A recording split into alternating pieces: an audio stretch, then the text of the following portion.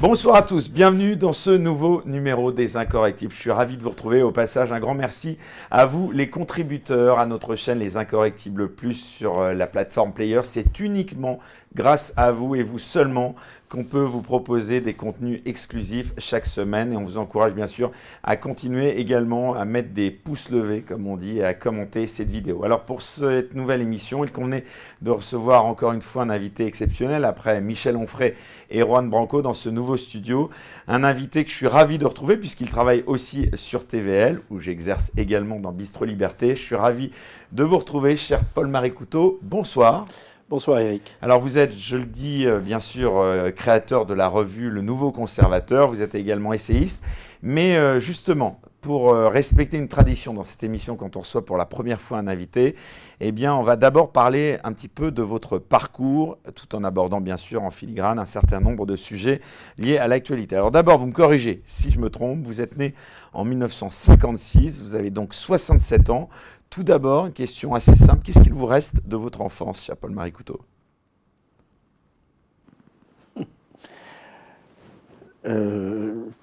J'espère qu'il ne m'en reste pas tout, en tous les cas pas la naïveté.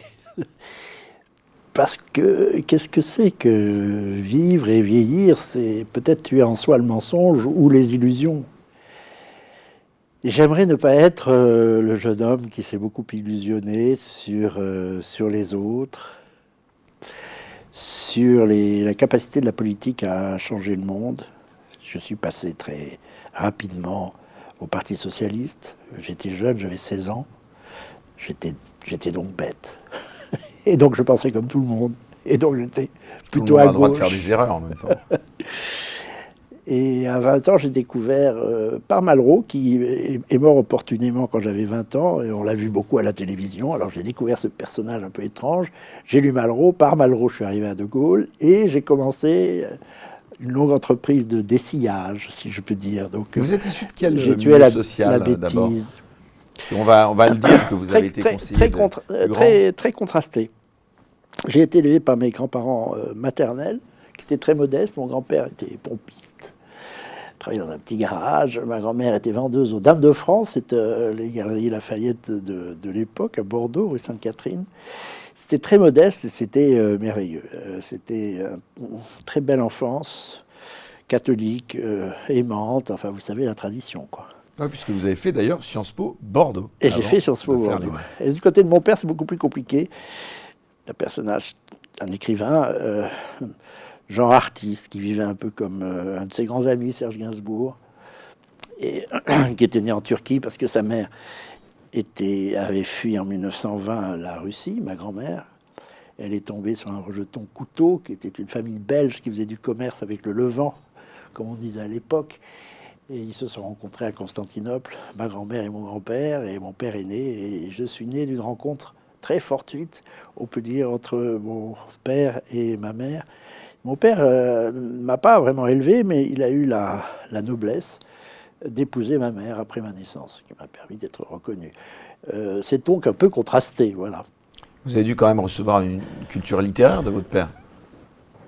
Oui, parce qu'il écrivait des livres et je ne le voyais pas autrement qu'à la télévision. De temps en temps, il passait à la télévision. Et une arrière-grand-mère qui était très amoureuse de lui, alors qu'il ne fallait pas que je le voie, m'invitait le soir quand il passait à la télévision. Mes grands-parents n'avaient pas la télé. Et elle m'invitait pour que je voie mon père à la télévision. Voilà, pérorant sur ses livres. Alors, on avance, je le disais, donc Sciences Po Bordeaux. Quel regard vous portez sur la formation justement des instituts de sciences politiques d'abord ? Très bonne question, vraiment très très bonne question. Le même regard que celui que je porte sur les institutions qui en France font l'élite.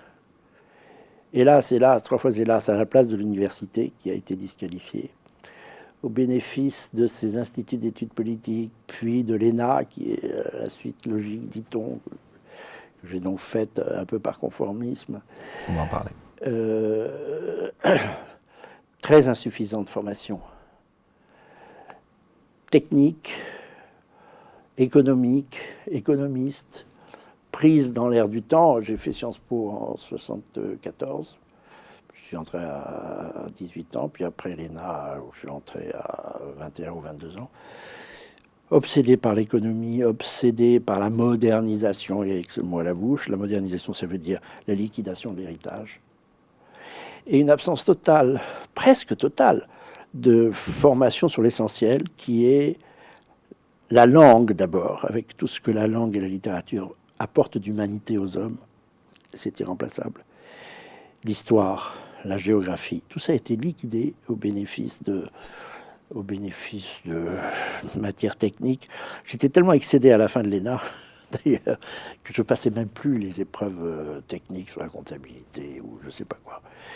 Si bien que je suis sorti, j'espérais sortir dernier, ce qui me donnait une certaine élégance, mais il y a un type qui était malade et qui trichait d'une certaine façon, qui n'allait jamais aux épreuves de sortie. Donc je ne suis sorti qu'avant-dernier, à mon grand dent, ce qui ne m'a pas empêché d'entrer tout de suite dans un cabinet ministériel qui était celui de Michel Jaubert. Alors avant cela, justement, vous parliez de l'ENA, donc vous êtes, on le rappelle, puisque vous venez de le dire, un ancien élève, promotion Henri-François d'Aguesseau, si je ne me trompe pas. Aguesseau, oui, c'est un grand ministre de la Justice de Louis XV.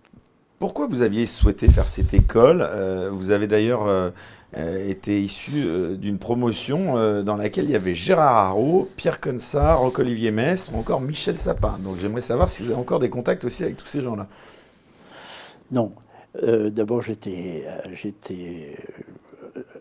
le petit garçon qui sortait d'une famille très traditionnelle de Bordeaux et qui arrivait à Paris pour faire l'ENA. N'a pas tant fait l'ENA qu'il a fait, comment dit-on, la nuit. Vous savez, quand on entre à l'ENA, on est sûr d'en sortir. Et comme je voulais faire de la politique, pour répondre à votre question, je voulais servir l'État, voilà, tout simplement. J'avais découvert, comme je vous l'avais dit, peu avant De Gaulle, qui m'a révolutionné. Vraiment, ça a été presque un vrai père pour moi, De Gaulle. C'est-à-dire, il y avait même une instruction morale donnée par le parcours de cet homme. Et je suis devenu gaulliste périndé à cadaver une fois pour toutes. Et je voulais donc servir, c'est pour ça que j'ai fait l'ENA, je voulais servir la France. Je trouve qu'il n'y a rien de plus beau dans une existence que de l'accrocher à quelque chose qui la dépasse. Une manière de conjurer la mort, vous savez. Si vous épousez une grande querelle beaucoup plus grande que vous, eh bien, vous vous associez à un mouvement de l'histoire qui donne un sens à votre vie. Cela étant, j'étais très dissipé à l'ENA, je m'en foutais, je l'ai trouvé un peu bête, je trouvais cet économisme général très décalé par rapport au sens de l'État. Et je sortais. En réalité, je ne sortais pas du tout quand j'avais préparé l'ENA à Bordeaux. Je l'ai préparé à Bordeaux, dans une petite chambre de CTU, parce que ma famille, comme je vous le disais, ne roulait pas sur l'or. J'avais beaucoup travaillé, j'avais même fait des études de droit et de lettres. Donc j'ai fait 3 études menées de front. Mais c'était assez facile à Bordeaux parce que tout était concentré sur le campus. Donc je travaillais de 7h du matin à minuit, etc., etc. Mais quand je suis arrivé à Paris, ça a été tout l'inverse. J'ai découvert les plaisirs des jours et les plaisirs des nuits. Alors, justement, ça c'est intéressant, mais on va dire qu'on va continuer quand même sur votre carrière. C'est à ce moment-là que j'ai rencontré mon père et Serge Gainsbourg en même temps, d'ailleurs. Ah oui? Oui, c'est étonnant, au Palace. Incroyable. Vous avez commencé dans la diplomatie, c'était une vocation, donc, on peut le dire? Non, mais quand on aime la France, on aime sa représentation dans le monde, on aime son rayonnement, on aime ce qu'elle signifie pour les peuples, enfin, surtout quand on est gaulliste. Et je voulais être diplomate. Et anecdote, j'avais rencontré un grand-oncle, Stanislas Ostrorog, du côté de mon père, donc cette famille aristocratique levantine, qui a été très longtemps ambassadeur de France en Inde, un grand bonhomme comme ça. Et il me dit, que voulez-vous faire plus tard, jeune homme? Et j'ai répondu, un peu par politesse, c'est un grand diplomate, et aussi, très sincèrement, je lui ai répondu, j'aimerais être diplomate. Il m'avait dit, attention, pour être diplomate, il ne suffit pas d'être bête, il faut aussi être très poli. Ce mot m'est resté. C'était un original, Stanislas Ostrorog, de ma parentèle éloignée. Mais ça a été un idéal un peu le Quai d'Orsay pour moi, mais j'ai très peu servi au Quai d'Orsay, à 2 reprises simplement, une fois à la direction d'Afrique et une fois à l'ONU, auprès de Boutros-Ghali, auprès duquel j'étais détaché pour écrire ses discours dans les années 90. C'est d'ailleurs à ce moment-là que j'ai appris à peu près tout ce que je sais de la politique, beaucoup plus qu'à l'ENA. Alors justement, on y vient à la politique. Vous avez été également conseiller de différents ministres ou personnalités justement politiques éminentes de premier plan. Je pense notamment à Jean-Pierre Chevènement ou Philippe Séguin. Qu'est-ce que vous avez retiré de ces expériences, Paul Maricourt? Mon premier patron, c'était Michel Jaubert. J'aime à citer ce nom parce qu'il m'a aussi beaucoup appris. C'était un gaulliste qui avait accepté d'être ministre sous Mitterrand entre 81 et 83, mais ça a mal tourné. J'ai retenu beaucoup de choses des gens que j'ai servis. Je ne suis pas mécontent des gens que j'ai servis. Jean-Pierre Chevènement est une bonne école aussi, un peu décevante pour dire les choses telles qu'elles sont. Philippe Séguin était aussi une bonne école. J'écrivais ses discours avec, pour la partie économique, Nicolas Bavrez, dont j'aime à citer le nom parce que on était très comparses. Enfin, on s'entendait très bien pour préparer les mêmes discours. Quelquefois, Philippe Séguin poussait la malice jusqu'à demander le même discours à l'un et à l'autre. Mais j'ai beaucoup appris. Il était président de l'Assemblée nationale, j'ai vu fonctionner l'Assemblée. J'étais très heureux de mon passage à New York auprès de Boutros Ghali, qui était secrétaire général de l'ONU, que j'avais rencontré précédemment dans un stage que j'avais fait en Égypte, au Caire, mon stage d'ambassade à l'ENA. J'avais rencontré toute la tribu Boutros Ghali. Le personnage était très charmant, égyptien, mais surtout français. On s'est beaucoup heurté, lui et moi, lui surtout, mais moi, je poussais à la roue à l'impérium américain, représenté à l'époque, avant qu'elle ne devint ministre des Affaires étrangères, c'est-à-dire secrétaire d'État à Madeleine Albright, qui était l'ambassadrice à l'ONU. J'ai beaucoup appris à ce moment-là. Et bon, j'ai aussi servi Charles Pasqua. Grâce à Charles Pasqua, ou à cause de Charles Pasqua, je suis devenu député européen. Pendant 10 ans? Pendant 10 ans, élu un peu par hasard pour des péchés que je n'avais pas commis en 99, lorsqu'il y a eu une espèce de vague. Une première vague souverainiste à laquelle je participais, parce que c'est un peu vrai, je passe pour non pas l'inventeur, mais l'importateur du souverainisme en France, mot que j'avais mis dans la bouche de un peu Chevènement, qui, non sans quelques réticences de sa part, un peu plus de Philippe Séguin, un peu plus de Charles Pasqua, beaucoup plus de Philippe de Villiers. Et j'ai bien aimé aussi Philippe de Villiers, avec lequel j'ai été réélu en 2004 au Parlement européen. Donc j'ai fait 2 mandats au Parlement européen. Sur la liste de Charles Pasqua, justement, et Philippe de Villiers. Alors, oui, en 99. Et ça a mal tourné. Les 2 personnages ne se sont pas entendus. Je le prévoyais d'ailleurs. J'avais prévenu l'un et l'autre qu'il ne fallait pas faire de parti politique. Ça a été le RPF à l'existence, hélas, très éphémère. Et j'ai été réélu en quittant Pasqua. Je me suis fait une ennemie ce jour-là, mais on s'est réconcilié avec Marie-France Garot, qui trouvait extraordinaire, indigne que j'abandonnasse, pour utiliser le subjonctif imparfait Charles Pasqua, au bénéfice de Philippe de Villiers, avec lequel il s'était brouillé. Et d'ailleurs, Philippe de Villiers a poussé la malice jusqu'à me présenter en tête de liste pour l'Île-de-France. C'était à l'époque aux Européennes des grandes régions, je ne sais pas si vous vous en souvenez. J'étais tête de liste en Île-de-France contre Charles Pasqua. Et j'ai réussi à me débrouiller assez bien pour non seulement battre Charles Pasqua, mais même le battre dans les Hauts-de-Seine et faire un peu plus de 2 fois plus de voix que lui. Je crois qu'il a assez mal pris.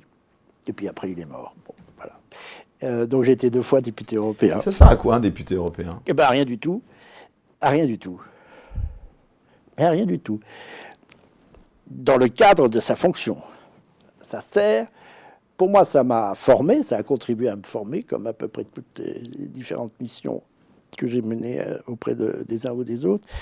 Et ça a servi aussi beaucoup à l'information. C'est-à-dire que j'ai appris des choses que j'avais plaisir à dire et à écrire, parce que je m'étais mis dans l'intervalle à écrire des livres. Et j'ai pris le tic de lancer à ce moment-là des revues. Et j'avais lancé une revue qui s'appelait Les Cahiers de l'Indépendance, où je racontais où je faisais raconter par des collègues ou d'autres personnalités ce que je voyais au Parlement européen. Et c'était très instructif. Et je pense qu'il y a beaucoup de Français qui ont commencé à ouvrir les yeux, pas nécessairement grâce à moi, mais par les informations qu'on pouvait donner de cette espèce de cénacle, de cette empirée bruxelloise, qui n'a pas de légitimité à mes yeux et qui est pleine de turpitude. Voilà. Et ça aboutit d'ailleurs à une victoire qui était le référendum sur la Constitution Giscard en 2005, le 29 mai 2005. Victoire qui n'a servi à rien, on y reviendra peut-être, parce que ça m'a vraiment traumatisé. Je considère que tous les gouvernements depuis la forfaiture du traité de Lisbonne, au fond, sont les enfants de cette illégitimité-là. Et je crois que c'est une des raisons pour lesquelles le peuple français est très troublé et perd le nord. En tous les cas, j'avais beaucoup contribué. Alors, auprès de Philippe de Villiers, et avec ma revue, qui s'est transformée en feuille mensuelle pour donner des informations, j'ai beaucoup contribué à la victoire de ce qu'on a appelé le nom de droite. Notamment, c'est moi qui avais sorti la circulaire Bolkenstein. Alors, seuls les anciens, vous êtes beaucoup trop jeunes, Éric Moriou, vos souvenirs de la circulaire Bolkenstein, qui avait traumatisé tout le monde, y compris la gauche, d'ailleurs, et surtout la gauche, puisqu'elle autorisait... Alors, elle devait paraître après le référendum, mais je l'avais dégotée avant. On avait fait pas mal de foin, Philippe de Villiers et moi, là-dessus, qui autorisait les employeurs à employer des étrangers qui venaient avec leur droit social, celui de leur propre pays. C'est le plombier polonais, si vous voulez. C'est devenu la figure du plombier polonais. Ça a beaucoup contribué à ouvrir les yeux, à faire ouvrir les yeux sur la réalité de ce qu'était l'entreprise européenne, qui n'avait rien d'européen et qui était en réalité une entreprise de dépossession des peuples. Comment est-ce qu'on pourrait définir le terme souverainiste dont on ne peut pas vous séparer? C'est le souci de rester maître chez soi. Un peuple, si l'on veut protéger la démocratie, d'ailleurs De Gaulle disait la démocratie et la souveraineté sont les deux faces d'une même médaille. Si on veut protéger la démocratie, ça on ne le voit pas aujourd'hui, pourtant c'est criant. Et c'est une des raisons pour lesquelles je ne vote plus, mais je m'expliquerai là-dessus. Il faut protéger la souveraineté, parce qu'on fait semblant de voter, mais dans une coquille vide, alors que les décisions sont prises ailleurs. C'est bien le problème de la France aujourd'hui, une espèce de déréliction du politique qui est terrible, en tuant la souveraineté au fil des années après Maastricht. C'est ce que Michel Onfray appelle le pouvoir maastrichtien, c'est-à-dire une absence de pouvoir. Vous recevez la semaine dernière Michel Onfray, justement. Oui, c'est un grand bonhomme. Je serais content de le rencontrer un jour. Enfin, de le retrouver, parce que mais j'espère parvenir à vous faire débattre avec lui. Les premiers débats avec Michel Onfray, c'était à France Culture, parce qu'entre-temps, j'ai été producteur à France Culture. J'ai beaucoup traîné mes guêtres à France Culture, et je l'ai connu à ce moment-là. Sur la question métaphysique qui nous a beaucoup opposé et qui pourrait revenir sur le devant de la scène, à mon avis. Mais pour en revenir à cette question de souveraineté, je crois que les Français ne sont pas rendus compte que si on abandonne sa souveraineté, Éric, on abandonne la démocratie, on abandonne la politique qui n'est plus qu'une coquille vide. Et c'est ce que nous payons très cher aujourd'hui. La France n'a pas fini de payer l'abandon de la souveraineté inscrite dans la logique de Maastricht, d'Amsterdam et tous les traités affreux qui ont suivi. Alors justement, j'aimerais bien qu'on parle des événements marquants de la vie politique française de ces 30 dernières années. Notamment, je crois, vous me dites si je me trompe, qu'en 2002, vous n'appeliez pas à voter pour Jacques Chirac contre Jean-Marie Le Pen. Pourquoi? J'ai une dent personnelle contre Jacques Chirac. Je ne peux pas concevoir qu'un homme qui avait son brio, qui était destiné à diriger le pays selon le vœu même de Georges Pompidou, dont il a été le poulain, au nom du gaullisme, qui a été son écurie, enfin qui a été sa formation, fasse passer son intérêt personnel au-dessus de tout, y compris de son héritage, y compris de l'intérêt du pays et même de son héritage propre. C'était la trahison de soi-même que je ne supporte pas. Je n'ai pas supporté alors qu'il était absolument opposé. Il l'avait dit lors du très fameux mais très intéressant appel de Cochin, opposé à la machine européenne et à la supranationalité, ce qu'il avait vilipendé dans l'appel de Cochin, en 92, contre sa conviction propre, appelle à voter oui. Alors qu'en 92, vous savez, le référendum sur Maastricht, j'aurais très bien pu rater. D'ailleurs, en fait, il a raté, parce que j'ai établi, je l'avais dit à Séguin, mais il y a encore autre chose à vous raconter, très important. Je l'avais dit à Séguin, il n'est pas vrai que le oui, en septembre 92, à Maastricht, ait été majoritaire. il était majoritaire si on enlevait les blancs et les nuls. Mais il y a eu 3,5% de blancs et nuls. C'est-à-dire de gens qui ne voulaient certainement pas dire non à l'Europe, mais pas oui à cette Europe-là. Si bien que les oui ont dû représenter quelque chose comme 49%, les non 48%, et les blancs et nuls 3%. En réalité, il aurait fallu revoter à Maastricht.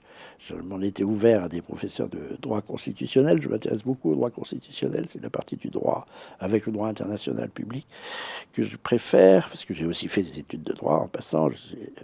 Bref. Mais l'inconstitutionnalité a commencé déjà avec le traité de Maastricht. L'Europe nous a fait sortir de la Constitution aussi, de l'esprit de la Constitution, mais même de la lettre.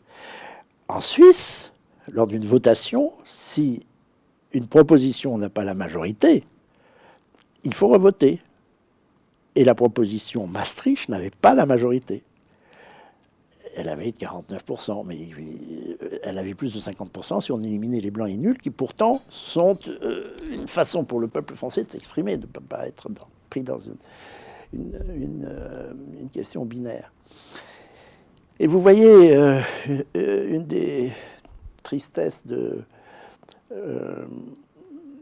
ma vie, c'est de voir que tous les gens, alors Chirac par exemple, mais Philippe Séguin aussi, n'ont pas été à la hauteur de ce que je peux appeler le gaullisme, qui n'est qu'une façon adaptée au XXe siècle de parler de la politique traditionnelle de la France, c'est-à-dire l'indépendance nationale contre les oligarchies et les empires extérieurs, l'autorité de l'État à l'intérieur, l'État souverain à l'intérieur contre les féodalités, les groupes de pression de toutes sortes. C'est un triptyque, la souveraineté. Il y a aussi la souveraineté culturelle, ce qu'on appelle l'identité. Cette politique de la France-là, De Gaulle l'a remise en scène magnifiquement au XXe siècle. Un homme comme Chirac en était l'héritier, et il l'a jeté par-dessus bord. Il y a eu un autre héritier qui était Philippe Séguin. Mais Philippe Séguin a été surpris un jour par Marie-France Garot, qui me l'a raconté. J'étais très proche de Marie-France Garot, j'aime la raconter. À le dire, puisqu'elle vient hélas de disparaître il y a quelques semaines. Le soir de Maastricht, alors qu'ils auraient pu contester le résultat, Charles Pasqua et Philippe Séguin sablaient le champagne sur le thème « Ouf, on a perdu ». Parce que leur carrière propre eût été contrariée par la victoire du non, dont ils se voulaient pourtant les héros. Quelque temps après, Charles Pasqua est devenu ministre de l'Intérieur de Chirac. Séguin est devenu président de l'Assemblée nationale et leur carrière s'est déroulée beaucoup plus normalement que s'ils avaient été fidèles à eux-mêmes. Vous m'avez demandé, c'était la première question que vous m'avez posée, Éric Morillo, qu'est-ce que j'ai gardé de mon enfance? Je vous ai répondu, j'espère ne pas avoir gardé ma naïveté. Mais quand on sert pendant toute sa vie des gens qui sont traîtres à leur propre cause, on a perdu sa naïveté, je vous prie de croire. Alors justement, on fait un bond en avant puisque j'aimerais qu'on arrive à 2007 où justement vous avez refusé d'appeler à voter Nicolas Sarkozy. Pourquoi? Alors en 2002, j'ai refusé d'appeler à voter pour Jacques Chirac. Pourtant, j'avais soutenu au premier tour Jean-Pierre Chevènement. Là, ça a été une crise entre Chevènement et moi parce qu'il voulait qu'on appelle à voter Chirac. À partir de ce moment-là, j'ai considéré qu'on sortait de la démocratie normale. Je vous parle de 2002. Encore moins d'ailleurs, encore plus après la quinzaine anti-Le Pen à laquelle on a eu droit. Et on sortait des cadres normaux de la démocratie. Et je pensais déjà à ce moment-là, on y reviendra, qu'il ne fallait pas séparer ce que représentait Le Pen. Le Pen est un saltimbanque très critiquable et qui a plus servi le système qu'il ne l'a combattu. Oui, Jean-Marie, sa fille, pareil. Ils ont beaucoup plus servi le système qu'ils combattent. Eux aussi sont des traîtres. Des traîtres. Ils l'ont servi beaucoup plus qu'ils ne l'ont combattu. Ils l'ont combattu pour avoir des voix, mais au fond, sans les Le Pen, la France n'en serait pas là. Bon. C'est le même phénomène. Mais quand même, je pensais que ce que représentait Le Pen, c'est-à-dire au fond une impatience populaire, une volonté du peuple de se reprendre possession de lui-même, ne devait pas être insulté, comme on l'a fait et comme tous les médias l'ont fait pendant cette quinzaine anti-Le Pen d'entre les deux tours. Donc j'ai voulu m'abstenir. Fâcherie avec Chevènement, qui ensuite a beaucoup dérivé jusqu'à soutenir Macron. Enfin, vous voyez... Sarkozy, j'aimerais bien qu'on parle du bilan. Oui, et je vais y venir. Et tous ces chefs, au fond, ont trahi. Bon. Non, mais je voulais m'expliquer sur Chirac quand même, parce que Chirac a une énorme responsabilité. Marie-France Garot, toujours elle, explique que Georges Pompidou avait dit à Pierre Juillet, et c'est Alain Juillet qui le raconte d'ailleurs, mais Marie-France Garot aussi le disait, il faut faire de Jacques Chirac un homme d'État pour me succéder. Bon, donc tout le monde avait misé sur lui, et il s'effondre pour des raisons morales. Sarkozy, c'est pire. Je ne sais pas qui est le pire de Macron, de Sarkozy. Parce que lui aussi fait semblant d'épouser la cause gaulliste sans faire de trémolo sur De Gaulle, parce qu'il en ignorait à peu près tout. C'est l'ancien conseiller de François Fillon qui dit ça, qui est objectif. Conseiller, surtout ami conseiller ami de François Fillon, parce que alors oui, pour le coup, j'ai beaucoup d'estime pour lui. Malgré ses défauts. Mais quand on aime quelqu'un, on aime aussi ses défauts, vous savez. Sarkozy, pour moi, c'était le pire. C'était l'Américain. C'était celui qui ne sentait pas le peuple français. C'était celui qui ne voulait pas comprendre ce qu'était la souveraineté en prenant des rigolos comme Henri Guénaud pour faire des feuilles de salade autour de sa trahison. Vous diriez que Sarkozy a trahi ses électeurs et peut-être même la France? Bien entendu, il a trahi chaque jour. C'était effrayant. Heureusement, les dégâts ont été limités par le fait qu'il a quand même trouvé un Premier ministre convenable qui était François Fillon. Alors ça a un peu masqué beaucoup de choses, mais les grandes orientations sont lamentables.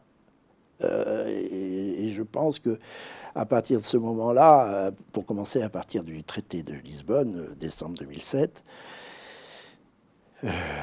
la France est sortie de ses gonds. C'est une porte qui n'est plus dans ses gonds, si vous voulez. On est à côté de nos pompes. Et je pense que Sarkozy est très critiquable pour ça, y compris, bien entendu, dans sa volonté farouche de réintégrer l'OTAN et d'afficher clairement... Enfin, c'était tout de même mieux que Hollande et Macron, Sarkozy, non? Pareil, c'est le tiercé de la catastrophe.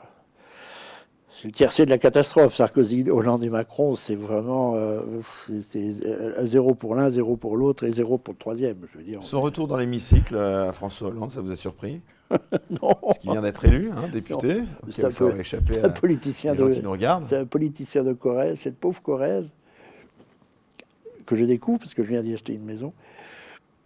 Parce que ça prouve qu'en politique, on n'est jamais mort, surtout, non?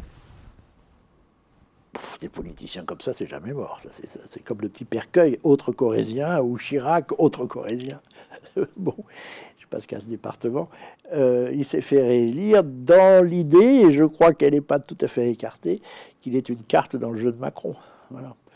Il n'est pas impossible qu'on ait droit un jour à un gouvernement sans doute éphémère de François Hollande. Mais il pourra dire qu'il sera revenu, puisqu'ils pensent qu'à ça, tous. Ils pensent qu'à deux choses. Il peut revenir à la tête d'un gouvernement, François Hollande? Bon, oui. Que va faire Macron, là? Alors, on enjambe quelques années, mais c'est bien le sujet du jour. D'abord, ce qu'il fera ne dépend pas que de lui. Parce que je suis persuadé que il est agi, comme on peut dire. Enfin, il n'est pas maître de ses décisions. Il est très mandaté par des puissances extérieures. C'est-à-dire écoutez, profond. Qui dirige le monde, d'après vous? Oui, il y a un système oligarchique. Ah non, mais je vous la pose la question. Qui dirige le monde, d'après vous? C'est intéressant. C'est le thème, d'ailleurs, du prochain dossier du Nouveau Conservateur, qui paraîtra à l'automne. Je crois... Alors, de quel monde parlons-nous? Du monde occidental. Qui n'est plus qu'assez minoritaire dans le monde maintenant. On est en train de se rendre compte que non seulement nous sommes à la périphérie d'un empire, mais cet empire américain devient à la périphérie du monde tel qu'il va et qu'il galope avec le Brésil, avec la Russie, l'Inde, la Chine, etc., sans nous. Bon. C'est d'ailleurs une erreur pour la France de ne pas rester dans le coup en ayant des relations avec tous ces pays-là, en se concentrant uniquement sur l'espace atlantique. Mais pour en revenir à votre question sur Hollande, qui est très différente, je pense que Emmanuel Macron et ses mandataires, ses oligarchies, c'est un système oligarchique. Voilà, il y a un peu de Davos, il y a un peu d'État profond américain, il y a des intérêts allemands, etc. Il y a une super classe mondiale, si vous voulez, qui fonctionne. Alors il y a Davos, il faut toujours donner un topos, enfin un lieu. Il y a des cénacles comme ça, on ne les connaît pas tous, ou des grandes puissances financières principalement, mais aussi des hommes d'influence, y compris des hommes qui sont à l'intérieur de grandes puissances, se retrouvent pour donner au gouvernement des chefs et des orientations. Car je pense, comme le dit François Asselineau avec beaucoup de raison, il dit souvent des choses justes, François Asselineau, que les principaux chefs d'État et de gouvernement européens sont nommés plus qu'ils ne sont choisis. C'est aussi une des raisons de ne pas trop jouer le jeu électoral, parce que c'est un jeu de dupes, à mon avis.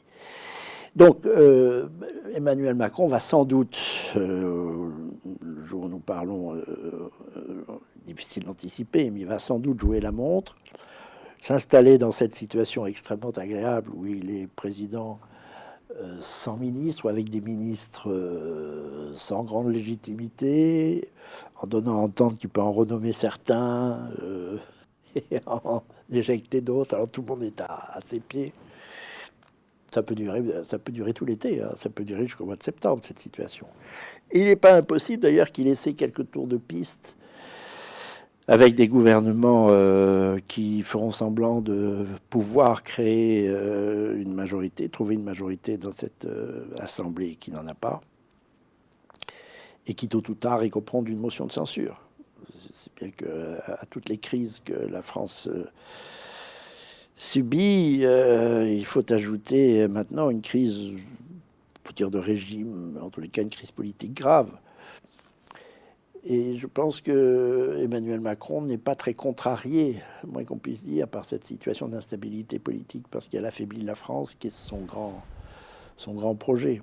Alors, avant de reparler d'Emmanuel Macron et de cette actualité, bien sûr, à l'Assemblée, quel bilan d'abord vous faites de ces élections législatives? Est-ce que vous avez été surpris par les résultats de la gauche, ou est-ce que vous aviez vu venir cette dynamique, Paul-Marie Couteau? Non. Je ne suis pas surpris par les résultats de la gauche. J'ai entendu que la gauche est absolument hégémonique dans l'instance qui surplombe le politique, c'est-à-dire l'instance culturelle ou idéologique. Il y a quand même une forte mobilisation pour ce nouveau Front populaire, il ne faut pas le nier, même oui, s'ils n'ont pas la majorité absolue. Mais qui n'est pas étonnante étant donné l'hégémonie culturelle de la gauche et des médias, qui ont, sans aucune vergogne, rechanté la chanson du fascisme qui est aux portes. Enfin, je ne sais même pas comment ils osent encore. Oui, ce Front républicain, ça a marché finalement. Ça a marché, mais je n'arrive pas à comprendre. Alors là, pour le coup, la trahison, elle vient du peuple. Il y a une bêtise populaire. Je pense que les oligarchies mondiales réussissent à abêtir. C'est-à-dire pour ça que je fais la communication autant que je peux à TVL ou ailleurs, que je fais une revue. C'est parce qu'il faut sortir du mensonge, sortir de l'abrutissement général qui a encore marché pendant 8 jours. On a fait croire, c'est dingue, que le Front National, certes il était totalement impréparé, mais il n'était pas plus dangereux qu'un autre parti politique, pouvait... je ne sais pas, restaurer le fascisme, comme on l'a dit de Madame Meloni il y a 1 an et demi. Elle était l'héritière du Duce, de Mussolini, et puis on n'a pas vu depuis 1 an, au contraire, on n'a pas vu grand signe d'autoritarisme en Italie. Elle se réfugie sous l'aile de la Commission européenne et de l'OTAN, Madame Meloni. Mais non, ça a encore marché, et on continue à chanter la chanson du fascisme triomphant. J'entendais la secrétaire générale du SNESUP, syndicat enseignant, dire des choses absolument sidérantes. Nous désobéirons, a-t-elle dit un jour au journal de France Inter. J'en croyais pas mes oreilles. Expliquant que si M. Bardella, puisque des gens l'ont cru, ce qui est une bêtise bien entendu, j'ai jamais cru une seule seconde, que si M. Bardella devenu Premier ministre, on désobéirait. S'il voulait, par exemple, que dans les classes, nous mettions les gens de couleur d'un côté et les autres de l'autre, ce fantasme complètement dingue, nous désobéirons au nom des valeurs républicaines. J'espère qu'un jour, on nous expliquera ce que c'est que ces valeurs républicaines. Moi, j'y comprends que quick. Eh bien, l'opération de propagande a encore marché parce que les médias sont entièrement de gauche, entièrement. Ce qui est contraire d'ailleurs à la Constitution, parce que dans la Constitution, intégré en tous les cas au bloc de constitutionnalité, c'est le constitutionnaliste en moi qui parle, il y a les principes généraux du droit, et l'un des principes majeurs généraux du droit, les fameux PGD, c'est le principe de neutralité du service public. Le service public de la radio et de la télévision est tenu à un principe de neutralité. Il en ferait, il le piétine à chaque minute. C'est-à-dire qu'on est vraiment sorti, encore une fois, du principe général du droit, le principe de neutralité des services publics, on est sorti de la Constitution, du droit, etc. Alors on a des trémolos dans la voix en disant l'état de droit, mais ceux qui se rincent la gorge tous les matins avec l'état de droit sont les premiers à le bafouer en permanence. Tout ça avec la bonne conscience de la gauche qui domine les esprits, qui domine, c'est très important, les écoles de journalisme. J'ai quelquefois été invité 2 ou 3 fois, puis je ne retourne plus dans les écoles de journalisme. C'est du bourrage de crâne gauchard. C'est même pas socialiste ou communiste. C'est Laurent Berton qui le disait, diplômé de l'ESJ à Lille. C'est incroyable. Oui, il a tout à fait raison. Et on peut pas. La démocratie ne peut pas vivre tant que le citoyen n'est pas informé. Et il ne peut pas être informé si les instruments d'information, à commencer par le service public d'information, est entre les mains de gens à qui on a bourré le crâne pendant des années avec des principes complètement idiots et qui, comme en plus les jeunes, hélas, 3 fois hélas, sont complètement pris par une déculturation vertigineuse, répètent comme des oies ce qu'ils ont entendu de la bouche de leur professeur gaucho pendant leurs années de formation. Et Oberton a tout à fait raison, c'est un grave problème. Pour vous répondre simplement, dans ces circonstances, je ne suis pas étonné que la gauche l'ait emporté, dit-elle, parce qu'en fait, elle n'a rien emporté du tout. En plus, on assimile la gauche à LFI. LFI a à peu près autant de députés, peut-être même moins, qu'ils en avaient. Oui, pareil, à peu près autant que précédemment. Et en tous les cas, moins de la moitié de du groupe Nouveau Front Populaire qui va éclater d'ailleurs. Cette coalition, elle va pouvoir se maintenir. Non, elle va éclater. Elle va éclater. Elle n'est pas faite pour. Les points communs entre Glucksmann et Mélenchon. Elle est faite pour faire des voix. Ce que la droite n'a pas compris, et Marine Le Pen, bien que je lui ai expliqué 18 fois, mais ça n'entre pas dans son ciboulot. Vous êtes très sévère avec Marine Le Pen. Hein, ouais, peu d'êtres, si ce n'est Emmanuel Macron, porte tant la responsabilité de la déréliction du pays, comme Marine Le Pen. Elle ne s'en aperçoit pas. Parce qu'elle fait semblant de s'opposer, et elle ne s'oppose pas. Elle sert de béquille à un système qui s'appuie sur elle pour faire réélire sans cesse. Alors Macron, numéro 1, a été élu grâce à Marine Le Pen, numéro 2, grâce à Marine Le Pen, et il s'en est sorti il y a 15 jours, grâce à Marine Le Pen, toujours la même chanson. Et puis il faut dire que l'impréparation de ce parti qui ne pense à rien d'autre. Même, j'avais proposé, puisque à un moment ou à un autre, je me suis rapproché de Marine Le Pen, toujours au nom du fait qu'il faut aller chercher le peuple et qu'on ne peut pas laisser le peuple de côté. C'est vous qui lui aviez présenté Florent Philippot. Oui, notamment, oui. À un moment, je l'ai beaucoup servi. J'ai cru d'ailleurs, si j'étais un peu brutal, je vais donner des verges pour me faire battre, j'ai cru que j'allais pouvoir la prendre en main, Marine Le Pen, parce que je m'entendais très bien avec elle au Parlement européen. Et du jour où elle est venue présidente du FN à l'époque, en janvier 2011, elle a complètement changé d'attitude. Mais enfin, moi, je m'étais plus ou moins engagé avec elle et j'ai été son porte-parole aux élections de 2012.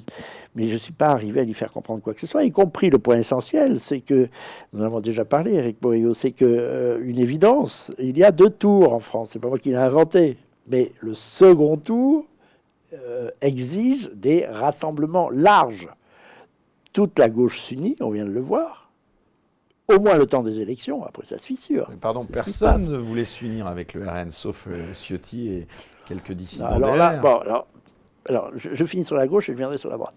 La gauche a réussi à allier, mais des contraires, c'est-à-dire que, bon, on l'a dit 100 fois, on votait pour les candidats du Front Populaire, des gens qui s'entendent sur rien du tout, et surtout pas sur des points majeurs de politique étrangère, notamment sur Israël et la Palestine. Donc, rien que pour cette question-là, importante, trop importante, hélas, à mon avis, dans notre vie publique, il était impossible que le Front populaire persistât. Mais pour la droite, je continue à penser, je l'ai pensé dès 2002 justement, en voyant le succès de Jean-Marie Le Pen, qui était arrivé à 16,5%, avec 2,5% pour Maigret, ça faisait 19%. Et là, comme par hasard, au second tour, ils se sont effondrés, parce qu'ils s'effondrent toujours au second tour, il est arrivé à 18 ou 19. Mais à ce moment-là, j'ai compris, j'ai pensé qu'il y avait... Et Jean-Marie Le Pen était davantage d'accord avec moi là-dessus. dois dire, que Marine, qu'il y avait des ponts possibles à établir entre les différentes droites pour faire à droite ce que la gauche fait sans cesse, ce qui lui permet de gagner les élections sans cesse. Voilà. C'est-à-dire unir des gens qui n'ont qu'un tout petit fil en commun qui peut s'appeler grosso modo la droite. Et ça, j'ai pas trouvé, en effet, quand j'ai pensé le mettre en œuvre après l'arrivée de Marine Le Pen à la tête du Front National en 2011, j'ai pas trouvé beaucoup de points d'appui, c'est un fait. D'abord, elle s'y est dérobée, parce qu'elle est partie sur une ligne ni droite ni gauche, qui évidemment ne portait pas à l'union des droites. Elle a répété qu'elle était ni de droite ni de gauche. Si je veux vous raconter une anecdote grinçante, je crois l'avoir déjà dite, mais c'est un gros traumatisme, ça. Je lui ai dit un jour, Marine, écoutez, arrêtez de chanter la chanson ni droite ni gauche, vous croyez que ça va vous dédiaboliser? On ne dira plus que vous êtes à l'extrême droite, ce qui est en effet stupide, parce que l'extrême droite, c'est tout à fait autre chose dans l'histoire. L'extrême droite, elle ne se présente pas à les élections, elle fait des coups de main. Hein. Donc on ne peut pas dire que le RN, qui fait rien d'autre que de se présenter à des élections et de les perdre, soit l'extrême droite. Mais enfin bref, mais ça vous renvoie justement en augmentant son score quand même à chaque fois, quand même, Paul Marie. Mais quel est le but? C'est de gouverner la France ou d'augmenter son score? C'est de faire des députés. La prochaine étape sera peut-être la bonne. Pardon, ils sont quand même passés à 143 députés après 80 ans. Mais on entend cette chanson depuis 30 ans. C'est une défaite. La prochaine fois, la défaite écrasante, elle est quand même, c'est faut relativiser quand même. Ils sont passés de 80. Il n'y a de victoire que si on redresse la France et si on la gouverne conformément à ses intérêts et aux intérêts de son peuple. C'est ça la victoire. Quand on a tout le système contre soi, c'est pas forcément évident quand même déjà de faire 143 il faut députés. en sortir. C'était justement ce que j'entendais lui faire faire. Et en lui disant, justement, je reviens à cette anecdote, arrêtez pour commencer de dire que vous n'êtes ni de droite ni de gauche. Ça ne porte pas du tout à l'union des droites. Au contraire, ça vous rejette dans l'extrême droite, lui avais-je dit. Souvenez-vous de Boulanger, souvenez-vous de Poujade, souvenez-vous de la marche sur Rome. Toute l'extrême droite dans l'histoire a chanté la chanson ni droite ni gauche. Donc ça vous dédouanera de rien du tout. Réponse de Marine Le Pen. Attendez, mais rappelez-moi, qu'est-ce que c'est la marche sur Rome? Si vous voulez, il y a des moments d'une intense solitude où on se dit on n'arrivera jamais à rien. Bon, alors je vais expliquer ce que c'était que la droite, la marche sur Rome et Mussolini qui disait ni gauche, ni sinistra, ni dextra, le fascisme. Bon.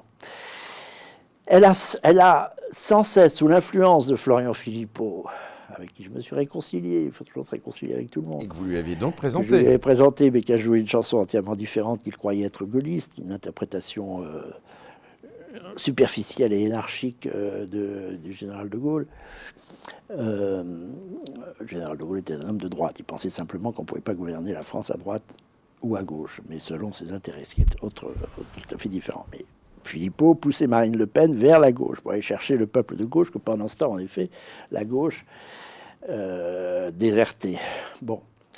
Mais ça interdisait cette logique-là, toute union des droites, et ça isolait encore plus le Front National sur une ligne populiste qui était exactement le contraire de la culture de gouvernement qu'il fallait acquérir, et que n'ont toujours pas acquise encore, d'ailleurs, la plupart de ses membres, y compris de ses candidats. On l'a vu de façon un peu grinçante il y a quelques jours. Qui parle, c'est l'ami d'Éric Zemmour qui parle.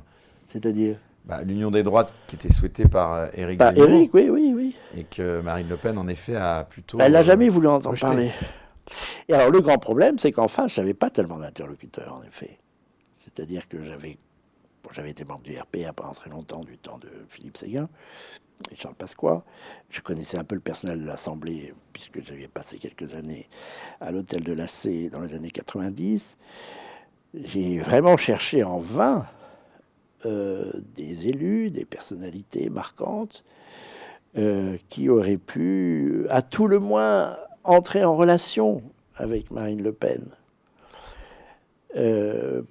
pour qu'au soir du second tour, il y ait des désistements et un accord minimal. Après, chacun reprenait ses billes.